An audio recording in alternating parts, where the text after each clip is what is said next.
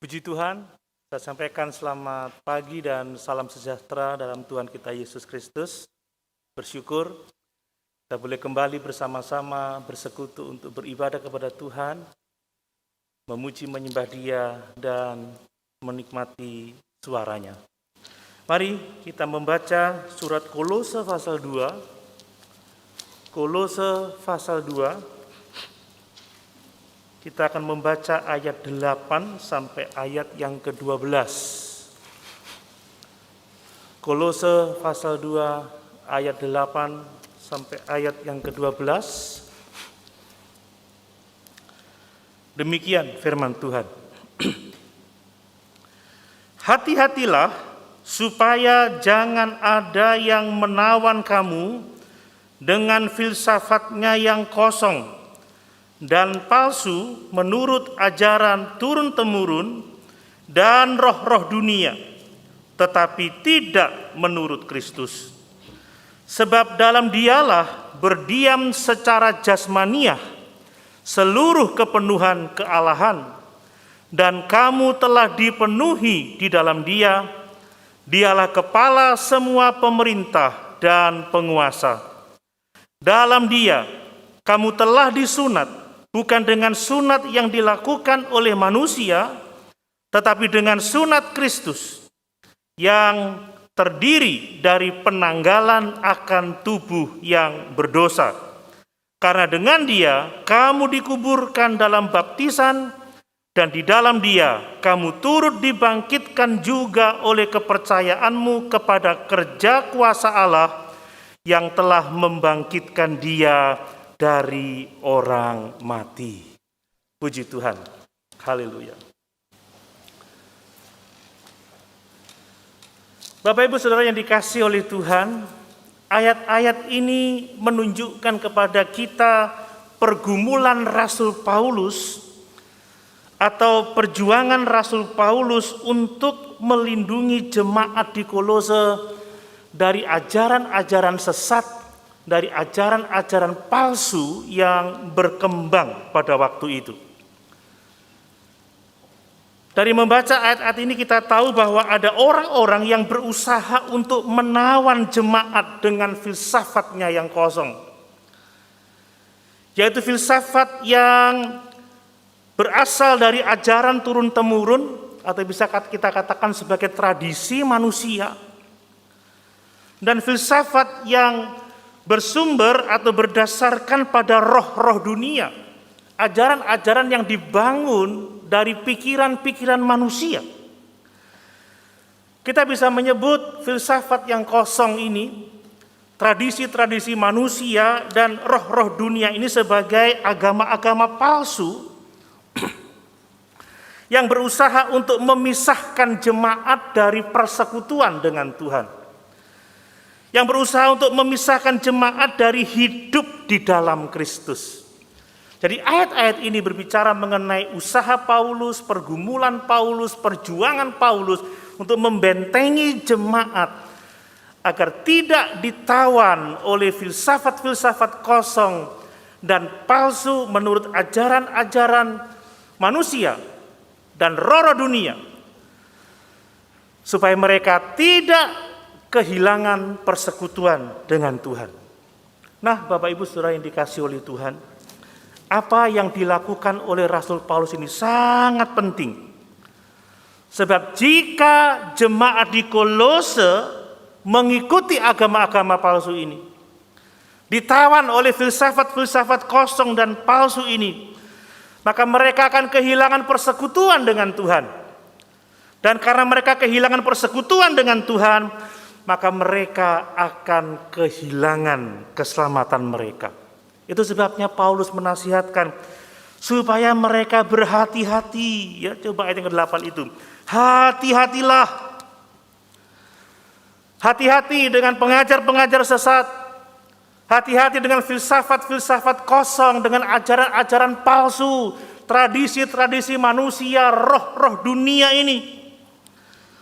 Hati-hati, supaya kamu tidak disesatkan, supaya kamu tidak ditawan, sehingga kamu meninggalkan persekutuan dengan Tuhan dan kehilangan keselamatan.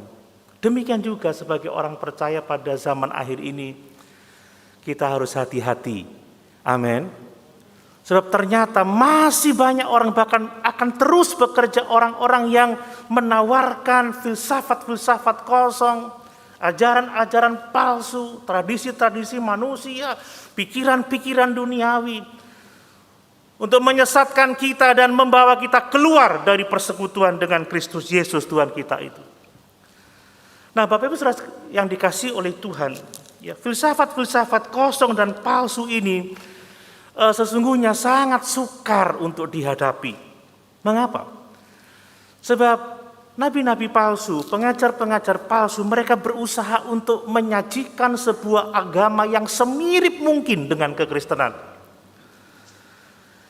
Saudara, kalau mereka terang-terangan mengaku berbeda dengan kita, itu gampang dihadapi. Tetapi kalau menyamar, menampilkan sebuah ajaran semirip dengan ajaran kita, tetapi berbeda. Ingat, ada permainan gambar itu serupa tetapi tidak sama, ada 5 perbedaan, kan begitu. Itu sangat sukar, saudara. Sukar dihadapi. Mereka ingin meniru ajaran yang semirip mungkin dengan kekristenan yang sejati. Saudara, agama-agama palsu ini juga memberitakan Kristus. Mereka mempromosikan perilaku hidup yang baik. Mereka menyatakan mengenai kebenaran moral yang baik. Mereka menggunakan istilah-istilah Kristen. Tetapi sesungguhnya yang diajarkan adalah Kristus yang lain. Yang diajarkan adalah jalan keselamatan yang lain. Bahkan yang diajarkan bertolak belakang dengan kekristenan.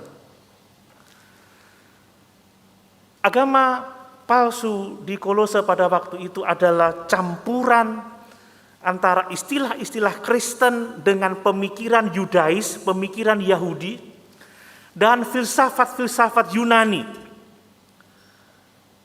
Jadi mereka menggunakan istilah Kristen, tetapi isinya adalah pemikiran Yudaisme, ajaran-ajaran tradisi-tradisi Yahudi yang menolak Kristus tentunya. Filsafat-filsafat Yunani. Pada waktu itu berkembang filsafat Gnostik namanya, yang mengaku bahwa mereka lah yang memiliki pengetahuan yang sesungguhnya dan mengatakan bahwa materi itu jahat. Dan ini sangat berbahaya karena perpaduan antara istilah-istilah Kristen dengan pikiran-pikiran yang tidak benar. Saudara, kita bisa menggunakan nama Yesus. Ya, ada orang yang bilang sama saya, Pak Pendeta, ada dukun nih berdoa dalam nama Yesus dan sembuh itu orang. Saudara, kalau sudah dukun menggunakan nama Yesus, kita bisa tahu nih Yesus yang mana, kan begitu. Istilah Kristen. Tapi muatannya bukan Yesus seperti yang Alkitab ajarkan ini. Hati-hati, ada banyak Yesus, tetapi belum tentu Yesus yang benar. Orang berbicara tentang kasih karunia, tetapi kasih karunia yang seperti apa yang diajarkan? Itu yang menjadi sukar. Itu sebabnya karena gereja mula-mula pada waktu itu belum memiliki kitab perjanjian baru yang komplit, maka mereka sangat rentan disesatkan. Makanya dalam teks ini Paulus mengatakan, hati-hati supaya jangan ada yang ditawan oleh filsafat-filsafat yang kosong itu. Dan apa yang Paulus perintahkan untuk hati-hati itu penting untuk kita juga. Sebab ingat bahwa setan dengan pengikut-pengikutnya terus berusaha untuk menyesatkan kita dengan filsafat-filsafat kosong yang palsu itu. Berusaha untuk menarik kita keluar dari persekutuan dengan Kristus. Ingat kalau kita membaca di dalam Matius pasal 24 dan surat-surat Paulus, bahwa guru-guru palsu akan terus ada sampai hari kedatangan Tuhan kembali. Dan bahwa salah satu tanda dari kedatangan Tuhan kembali adalah penyesatan yang luar biasa. Yesus mengatakan akan terjadi penyesatan yang hebat. Tetapi celakalah orang yang mengadakannya. Itu sebabnya Paulus mengingatkan supaya jemaat di Kolose hati-hati. Jangan ada yang menawan kita dengan agama-agama palsu yang menjauhkan kita dari persekutuan dengan Tuhan. Kita juga harus hati-hati. Amin, Bapak Ibu Saudara sekalian. Hati-hati. Sekarang ini kita bisa mengakses ajaran apa saja, semua yang kita sukai, kapan saja. Yang penting punya gadget, yang penting punya pulsa, punya kuota internet. Kita bisa belajar di mana saja. Bisa mengikuti diskusi apa saja. Tetapi hati-hati, kalau kita mendengar dan belajar dari berbagai macam sumber itu, kita harus mengerti kebenaran. Jangan sampai kita disesatkan dengan filsafat-filsafat duniawi. Amin. Saudara kan suka kan nge-share, ya banyak wacana-wacana, tapi saudara harus benar-benar mempelajari dengan baik-baik firman Tuhan. Supaya kita tidak disesatkan dengan ajaran-ajaran palsu. Nah, dari ayat-ayat ini Paulus mengemukakan perbedaan yang sangat mendasar, kontras antara filsafat kosong menurut ajaran-ajaran manusia, menurut roh-roh dunia ini, dan Kristus Yesus. Yesus yang hidup. Dia bermaksud dengan menyampaikan ini supaya kita mengerti bahwa agama-agama palsu tidak ada artinya. Hanya bersekutu dengan Yesus. Hanya hidup di dalam Yesus, itu yang menuntun kita kepada keselamatan. Amin. Itu sebabnya saya mau menegaskan dari teks ini, pesan firman Tuhan adalah bahwa hidup di dalam Kristus atau persekutuan dengan Yesus seperti yang ditulis di dalam Alkitab ini jauh lebih berharga, jauh lebih utama, jauh lebih unggul dari semua filsafat-filsafat dunia yang kosong dan palsu. Dari semua agama-agama yang menawarkan jalan keselamatan selain Yesus Kristus. Mari kita hanya memandang kepada Yesus. Amin. Yesuslah semua yang kita butuhkan. Kita tidak membutuhkan tradisi-tradisi manusia untuk mendapatkan keselamatan. Kita tidak membutuhkan roh-roh dunia untuk kita datang kepada Tuhan. Yang kita butuhkan adalah Yesus dan Yesus saja. Hanya dengan bersekutu dengan Yesus, diam di dalam Yesus, hidup bersama dengan Yesus,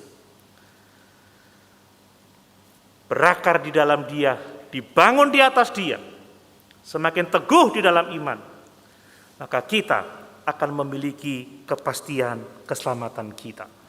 Mari saya akan menyampaikan dua hal utama dari ayat-ayat ini untuk menjadi perhatian kita bersama supaya kita dapat terhindar dari penyesatan. Yang pertama adalah bahwa filsafat kosong atau agama-agama palsu yang terpisah dari Kristus yang hidup, yang tidak menurut Kristus, adalah kosong dan berbahaya. Makanya kita tidak boleh bermain-main dengan api, mendekat pada bahaya. Amin. Mari kembali ke Kolose pasal 2 ayat yang ke-8. Hati-hatilah supaya jangan ada yang menawan kamu dengan filsafatnya yang kosong dan palsu menurut ajaran turun-temurun dan roh-roh dunia, tetapi tidak menurut Kristus. Dalam bahasa lain saya dapat mengatakan waspada. Jangan biarkan diri kita menjadi mangsa dari orang-orang tertentu yang akan menawan kita dengan sistem atau ajaran yang palsu, yang kosong, yang hampa, yang menipu, yang mereka sebut dengan filsafat itu.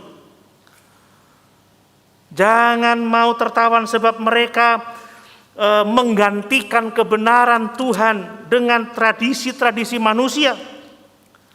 Dan Injil yang mereka beritakan adalah Injil yang palsu, bukan Injil seperti yang diberitakan oleh para rasul. Menarik sekali bahwa dalam seluruh perjanjian baru, kata filsafat hanya ditulis di Kolose pasal 2 ayat yang ke-8 ini. Jelas bahwa Paulus menggunakan istilah yang digunakan oleh guru-guru palsu untuk menyebut ajaran mereka sebagai filsafat. Paulus mengatakan memang kedengarannya hebat, kedengarannya menawarkan banyak hal yang luar biasa, tetapi yang sesungguhnya filsafat yang mereka ajarkan adalah kosong dan palsu, menipu, hampa, tidak ada maknanya, tidak ada nilainya. Dan bahwa orang-orang yang tertawan oleh filsafat kosong ini akan kehilangan keselamatannya. Itu sebabnya jika tidak hati-hati terhadap filsafat-filsafat kosong ini, maka orang-orang yang seperti itu akan menyesatkan kita, akan menawan kita, sehingga kita akan kehilangan keselamatan kita. Bapak Ibu Saudara yang dikasihi oleh Tuhan, agama-agama palsu itu selalu memberitakan Yesus yang lain, ya. Tidak seperti Yesus yang diajarkan oleh para rasul. Mereka menambahkan dengan ajaran turun-temurun atau tradisi Yahudi seperti sunat dan lain sebagainya itu. Mereka menambah dengan roh-roh dunia, yaitu filsafat Yunani. Pada akhirnya orang Kristen dipaksa untuk menyingkirkan Yesus dan fokus pada tradisi-tradisi, fokus kepada ajaran-ajaran duniawi. Yesus tidak lagi menjadi pusat bagi kehidupan orang percaya, tapi digeser oleh karena filsafat kosong ini, filsafat palsu ini. Dan tujuan utamanya adalah bahwa mereka pada akhirnya menolak ketuhanan Yesus. Bukankah banyak orang-orang yang mengutamakan ritual, yang penting aku sudah baptis, yang penting aku sunat, selesai, tapi hidupnya tidak berpadanan dengan Injil. Banyak orang yang melakukan ritual-ritual keagamaan, bergereja, iya, melakukan sesuatu untuk Tuhan, ya, tetapi sesungguhnya tidak memiliki persekutuan dengan Tuhan.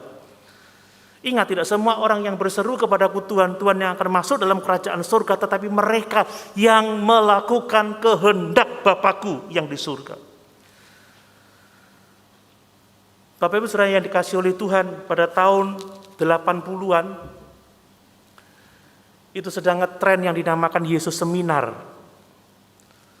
Saudara, ahli-ahli Alkitab ini coba menyaring mana-mana perkataan dan perbuatan Yesus yang dapat diterima. Dan mereka memutuskan bahwa tidak semua ajaran Yesus dapat diterima. Tidak semua yang diberitakan di Alkitab tentang Yesus tidak dapat diterima. Tidak semua yang dapat diterima. Pada akhirnya mereka mengatakan sesungguhnya Yesus bukan Allah. Dia bukan Tuhan. Kita harus memformulasikan kembali Yesus yang sejarah itu yang seperti apa. Bukan Yesus yang digambarkan oleh para rasul yang adalah mitos. Dan pada akhirnya mereka menggeser Yesus ke samping dan mulai memasukkan ritual-ritual Yahudi di sana. Memasukkan tradisi-tradisi dunia bahwa tanpa ritual ini engkau tidak dapat mendekati Tuhan.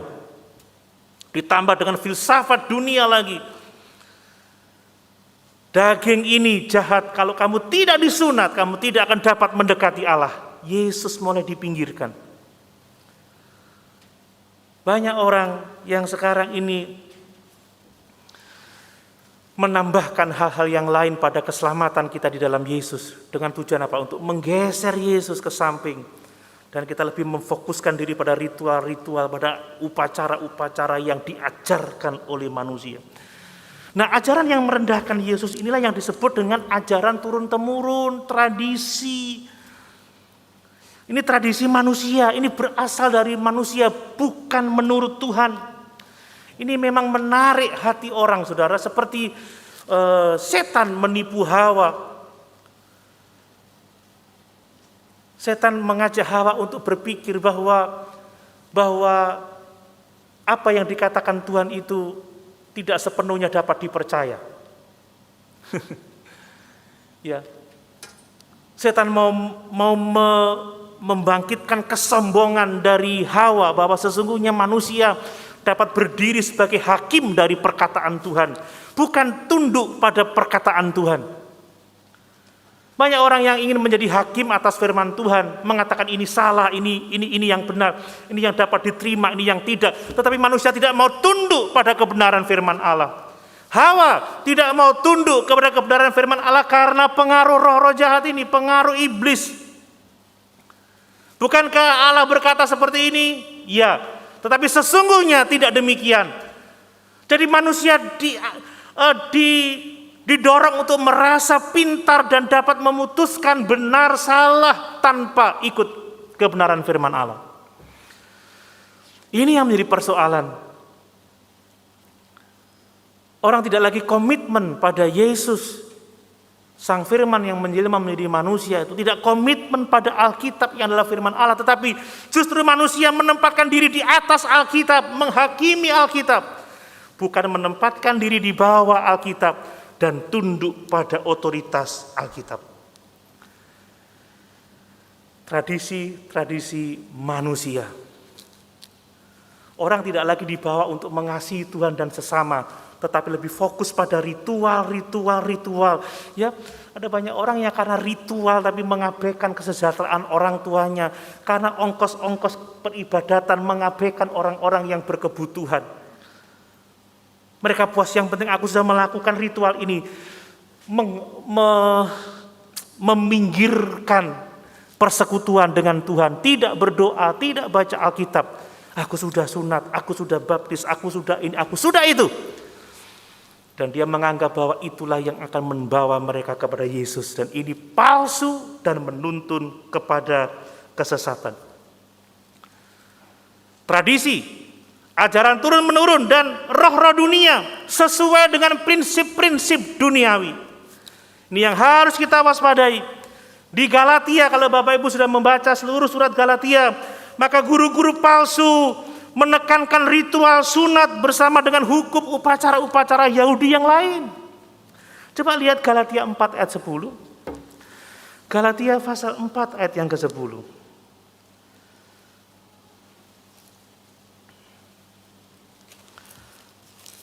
Ini penting. Galatia 4 ayat yang ke-10. Kamu dengan teliti memelihara hari-hari tertentu, bulan-bulan, masa-masa yang tetap dan tahun-tahun. Aku khawatir kalau susah payahku untuk kamu telah sia-sia. Kalau kita enggak memelihara hari-hari tertentu, bulan-bulan tertentu, kita tidak akan menikmati berkat Tuhan. Misalkan seperti itu ya. Nah, sementara orang-orang di Kolose, saudara, itu menekankan sunat dan aturan-aturan yang lain. Coba lihat Kolose 2 ayat 11. Kolose 2 ayat 11. Tadi kita sudah baca, tapi saya melihat lagi. Perhatikan. Dalam Dia kamu telah disunat, bukan dengan sunat yang dilakukan oleh manusia, tetapi dengan sunat Kristus yang terdiri dari penanggalan akan tubuh yang berdosa. Dari sini kita tahu bahwa mereka menekankan orang Kristen harus sunat. Kalau tidak sunat tidak bisa masuk surga. Padahal kita sudah membaca di Kisah Rasul pasal yang ke-15. Sudah ditentukan apakah seorang non-Yahudi harus bersunat atau tidak harus bersunat untuk diselamatkan. Tetapi mereka mempromosikan terus ini, saudara.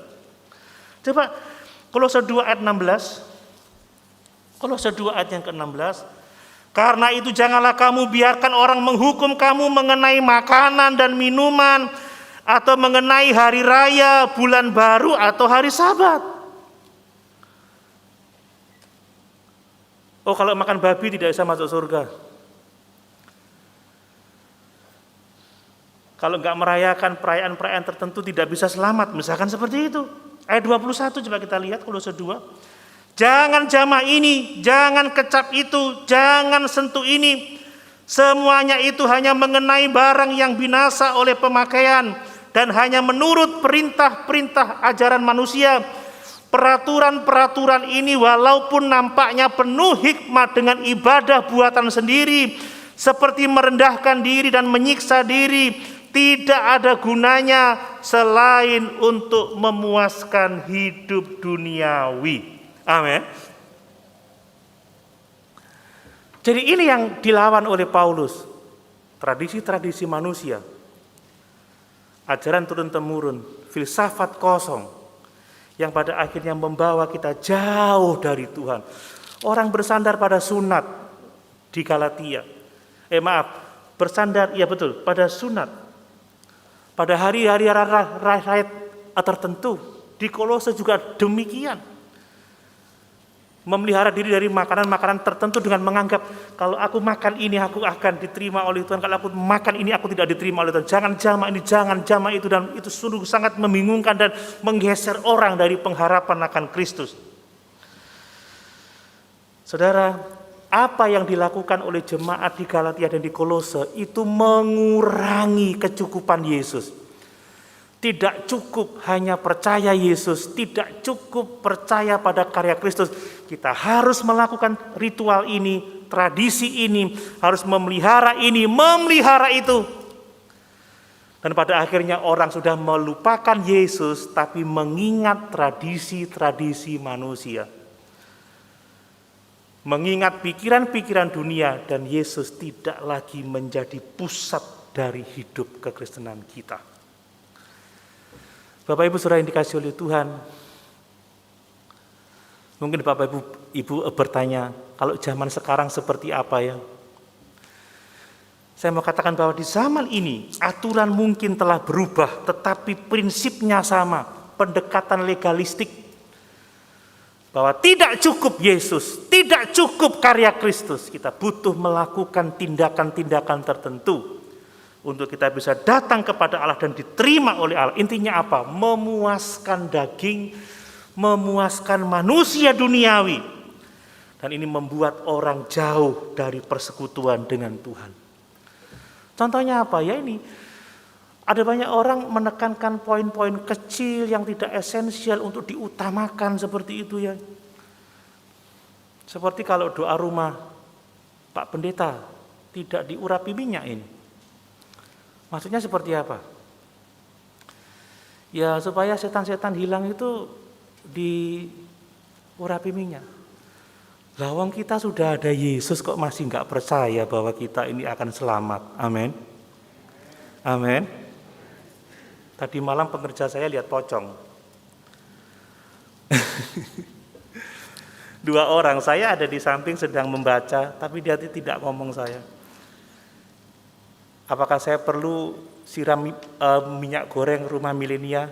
Langsung Ibu Gembala tuntut saya chat ulang. Seperti itu kan?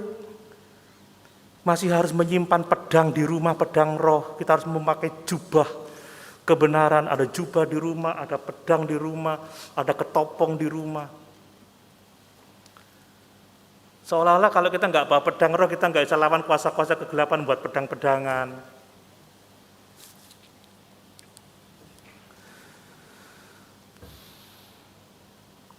Kalau mau gigi sehat, odol dikasih minyak urapan.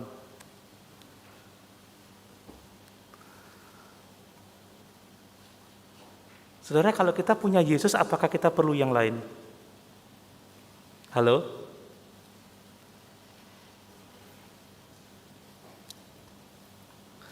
Poin-poin kecil dijadikan isu yang besar. Aturan manusia yang diutamakan daripada mengasihi Tuhan, daripada mengasihi sesama. Ritual jauh lebih penting. Lihat orang membutuhkan, yang penting aku udah ke gereja, yang penting aku udah baptis, aku selamat, gak usah peduli sama orang lain. Ini yang menjadi bahaya. Pendekatan yang seperti itu adalah agama palsu karena mempromosikan kesombongan kita bahwa kita bisa memberikan kredit poin untuk keselamatan jiwa kita. Tuhan tidak terlalu penting, yang penting ritual, yang penting mematuhi aturan-aturan tertentu, yang penting adalah apa yang kita lakukan, bukan Tuhan Yesus yang sudah mengerjakan seluruh keselamatan kita di dalam Yesus Kristus Tuhan kita itu. Jadi kalau sesungguhnya kita sudah memiliki Yesus, maka kita memiliki segala-galanya. Amin. Dan di dalam Yesus kita menikmati keselamatan. Kita dapat melakukan kehendak Tuhan, mengasihi sesama.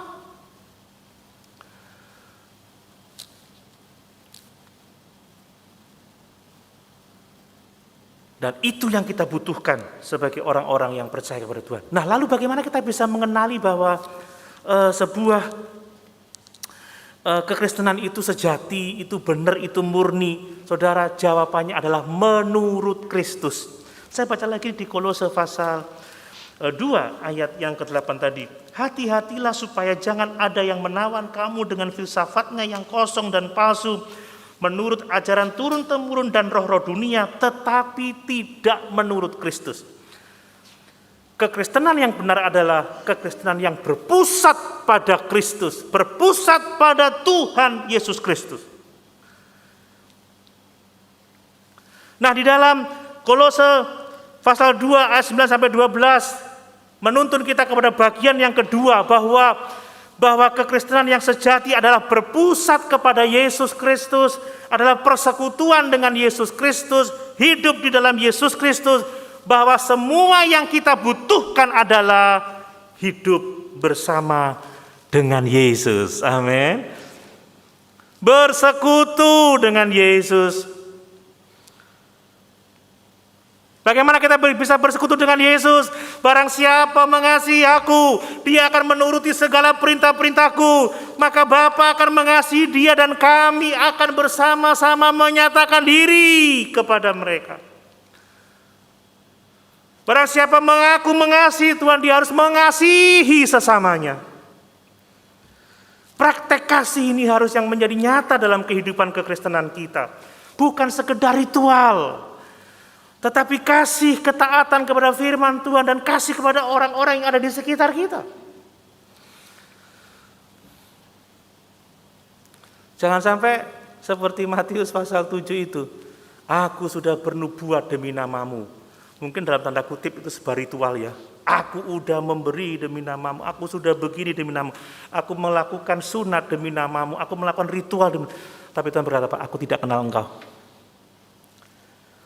Artinya persekutuan dengan Yesus jauh lebih unggul dari semua ritual itu. Jangan sampai kita tidak punya hubungan dengan Tuhan, saudara. Dan orang yang dekat dengan Tuhan semakin hari semakin serupa dengan Dia. Amin.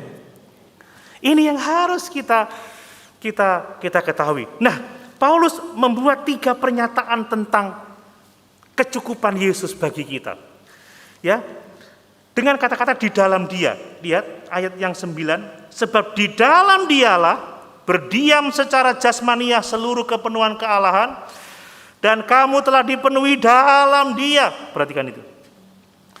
Dialah kepala semua pemerintah dan penguasa. Dalam Dia, lagi dalam Dia, kamu telah disunat bukan dengan sunat yang dilakukan oleh manusia, tetapi dengan sunat Kristus yang terdiri dari penanggalan akan tubuh yang berdosa, karena dengan Dia, perhatikan. Jadi Yesus itu cukup bagi kita. Yang penting bagi kita adalah di dalam Dia, bersama Dia, dengan Dia, bersekutu dengan Dia, memiliki persatuan dengan Dia. Itu yang utama. Kenapa? Sebab Yesus cukup bagi kita.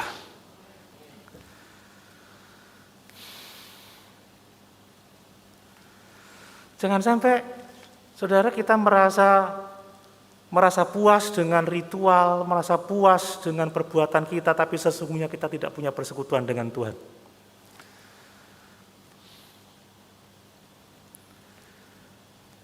Barang siapa di dalam Dia, nah itu cukup.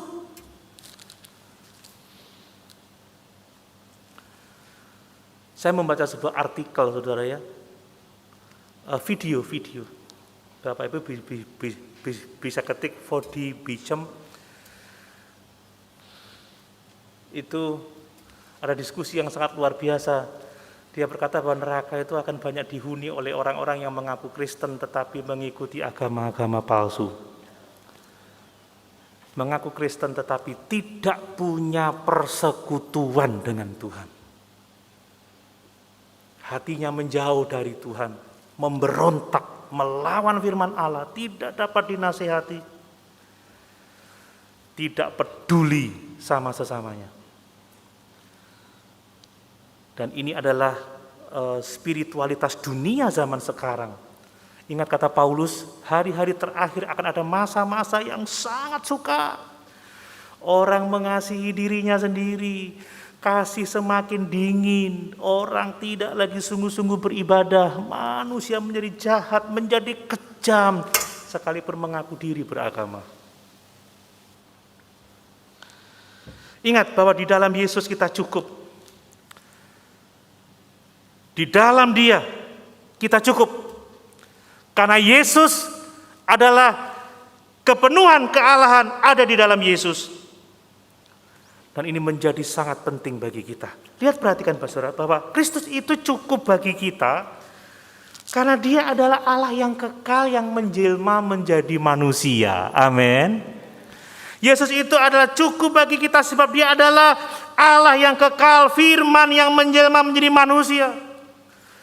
Ayat 9 tadi, sebab di dalam Dialah berdiam secara jasmania seluruh kepenuhan kealahan. Dengan kata lain saya dapat katakan, Yesus itu sepenuhnya manusia, Yesus itu sepenuhnya Allah. Yesus itu Allah 100%, Yesus itu juga manusia 100%. Nah, orang-orang Gnostik mengatakan karena materi itu jahat, maka tidak mungkin Yesus itu adalah manusia yang sempurna.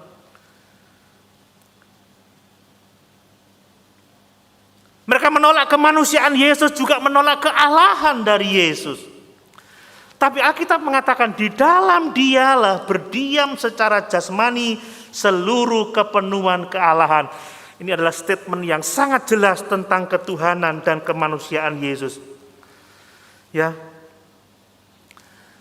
Jadi orang-orang Gnostik menyangkal kemanusiaan Yesus, orang-orang Yahudi menyangkal kealahan Yesus. Ingat, kalau Yesus tidak benar-benar manusia, Dia tidak bisa bersimpati terhadap kelemahan-kelemahan kita.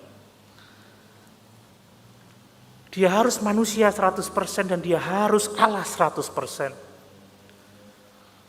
Ada orang yang mengatakan tidak mungkin manusia sekaligus bersama-sama dengan Allah sekaligus. Itulah Allah kita, itulah Yesus Tuhan kita. Sebagai manusia, Dia dapat memahami kelemahan-kelemahan kita, bersimpati dengan kita, merasakan kelemahan kita dan dapat menolong kita. Dan sebagai manusia Dia telah menanggung dosa-dosa di atas kayu salib untuk keselamatan jiwa kita. Nah, maksud Paulus adalah jadi kalau Yesus itu adalah sepenuhnya Allah, sepenuhnya manusia, maka sesungguhnya kita hanya membutuhkan Yesus saja. Kita enggak membutuhkan hal-hal yang lain. Maaf Pak Pendeta, saya belum bisa bestonin rumah saya. Engkau punya Yesus, engkau diberkati oleh Yesus. Amin. Maaf Pak Pendeta, saya tidak bisa buat upacara doa syukur misalkan, belum ada uangnya. Kalau engkau memiliki Yesus yang sepenuhnya manusia, yang sepenuhnya Allah ada di dalam diri engkau, maka sesungguhnya engkau sudah mendapatkan segala-galanya.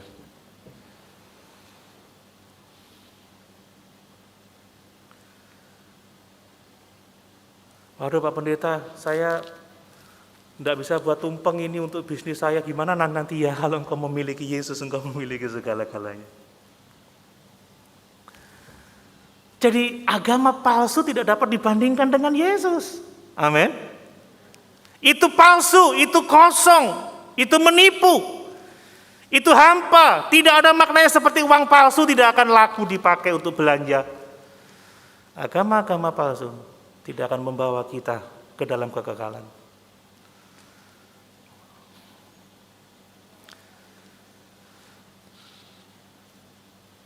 Pak Pendeta, rumah saya berhantu. Aduh, saya belum bisa buat piston, belum bisa merciki dengan minyak, harganya mahal. Saudara, kalau engkau memiliki Yesus, hantu di mana-mana, tapi hantu lihat saudara takut. Amin, saudara. Jangan takut sama hantu. Hantu takut sama kita karena roh di dalam diri kita lebih besar daripada roh-roh dunia ini. Amin.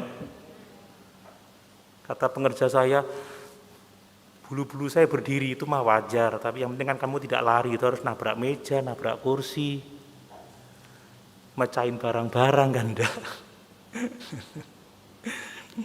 Saudara, agama manusia itu kosong, tetapi Yesus adalah semua yang kita butuhkan dalam hidup ini. Karena di dalam Dialah berdiam secara jasmania seluruh kepenuhan kealahan. Nah, yang selanjutnya saudara, Kristus itu sudah cukup bagi kita karena dia telah memenuhi kita dengan dirinya sendiri. Ini yang luar biasa ayat yang ke-10. Dan kamu telah dipenuhi di dalam dia. Dialah kepala semua pemerintah dan penguasa. Dengan kata lain Paulus mengatakan seluruh kepenuhan kealahan ada di dalam Yesus. Dan Yesus yang penuh, yang memiliki kepenuhan kealahan itu diam di dalam kita. Maka sesungguhnya di dalam Yesus kita juga telah dipenuhi dalam seluruh kepenuhan kealahan itu. Amin. Bersama dengan Yesus ada Allah bertahta dalam kehidupan kita. Jadi kita memiliki segala-galanya. Dengan Yesus berdiam di dalam kita, maka kita sempurna, kita utuh dalam pengertian Allah berdiam di dalam kehidupan kita dan kita tidak membutuhkan sesuatu yang lain.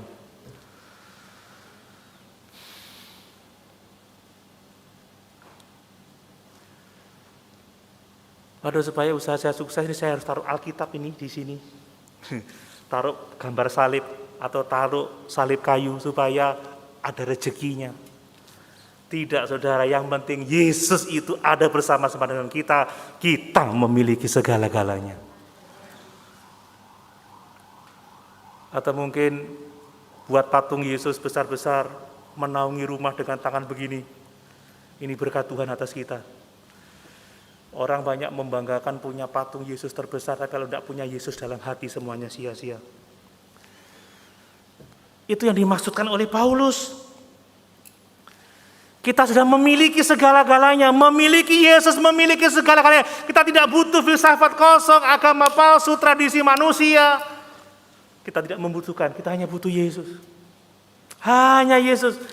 Kalau kita benar-benar percaya Yesus, menerima Dia sebagai Tuhan dan Juru Selamat, kita berakar di dalam Dia, dibangun di dalam Dia, bertambah teguh di dalam iman yang telah diajarkan kepada kita, maka kita sudah memiliki segala-galanya.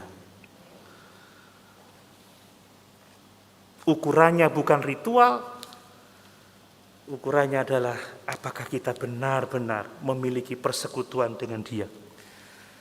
Mungkin ada yang kurang yakin dengan ini. Kalau Yesus bersama-sama dengan saya, kok saya masih begini begitu ya? Bapak Ibu yang dikasihi oleh Tuhan, semua orang itu lahir lengkap ya. Kita lahir ada, saya bicara tentang orang normal ya, kita lahir lengkap. Semua kita punya, kita tidak seperti kecebong. Ya, kata itu lahir dari setelah telur itu jadi kecebong dulu, usia tertentu keluar tangan, keluar kaki, ekornya menyusut jadi kata. Kita enggak, kita lahir sudah lengkap sempurna. Sekalipun ketika bayi kita enggak bisa menggunakan tangan dengan baik, kita enggak bisa menggunakan organ dengan baik, tunggu sudah menjadi cukup umur, tunggu juga jadi kuat, tetapi sesungguhnya kita lengkap, kita tidak membutuhkan tambahan tangan baru. Tidak perlu menumbuhkan kaki yang lain atau yang lain. Kita sudah lengkap, kita sudah cukup. Demikian juga di dalam Kristus. Semua yang lahir baru sudah dipenuhi oleh Kristus. Amin. Kita mendapatkan segala-galanya di dalam Kristus. Efesus 1 ayat yang ketiga. Di dalam Dia kamu telah menerima segala berkat rohani di dalam kerajaan surga. Di dalam Dia engkau telah memiliki seluruh penebusan. Di dalam Dia engkau telah dibaptiskan di dalam Kristus. Di dalam Dia engkau telah mendapatkan segala-galanya. Tidak ada yang kurang. Yesus cukup bagi kita. Coba kita baca 2 Petrus 1 ayat yang ketiga. 2 Petrus 1 ayat yang ketiga. Demikian firman Tuhan. Terpujilah Allah dan Bapa Tuhan kita Yesus Kristus, yang karena rahmat-Nya yang besar telah melahirkan kita kembali oleh kebangkitan Yesus Kristus dari antara orang mati kepada suatu hidup yang penuh pengharapan. Perhatikan bahwa karena rahmat-Nya yang besar telah melahirkan kita kembali oleh kebangkitan Yesus Kristus dari antara orang mati. Kita dilahirkan dengan lengkap, dengan utuh, dengan sempurna. Kita menjadi anak-anak Allah, diberi kuasa. Roh Kudus ada di dalam kita. Dan kita telah lengkap di dalam Yesus. Kelahiran kita tidak perlu menumbuhkan sesuatu yang lain. Kita lengkap jadi anak-anak Allah. Nah, 2 Petrus 1 ayat yang ketiga, coba kita lihat. Lalu apa karunia Tuhan bagi kita? 2 Petrus 1 ayat yang ketiga.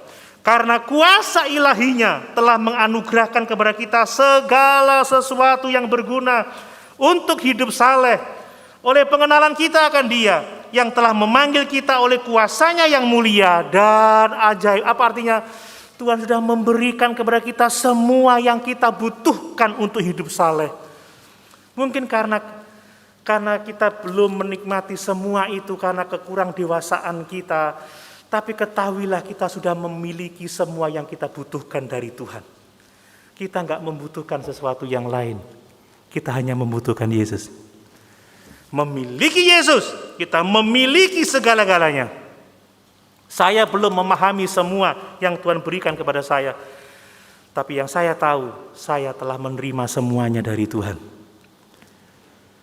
Yakinkan diri kita dengan kebenaran ini, saudara. Dan lebih dari itu dalam Kolose dikatakan bahwa Yesus adalah kepala semua pemerintah dan penguasa. Guru-guru palsu ini mengajak orang menyembah malaikat. Padahal Allah itu tidak hanya menciptakan malaikat, tetapi Allah berkuasa atas malaikat. Tadi kita sudah baca, sujud kepada malaikat-malaikat. Lah kalau kita memiliki pencipta yang berkuasa, kenapa masih harus menyembah malaikat ciptaannya?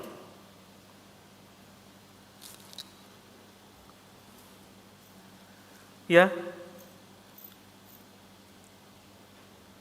Lain lagi coba, Kolose 2 tadi ayat 11 ya, saya mau melihat itu lagi.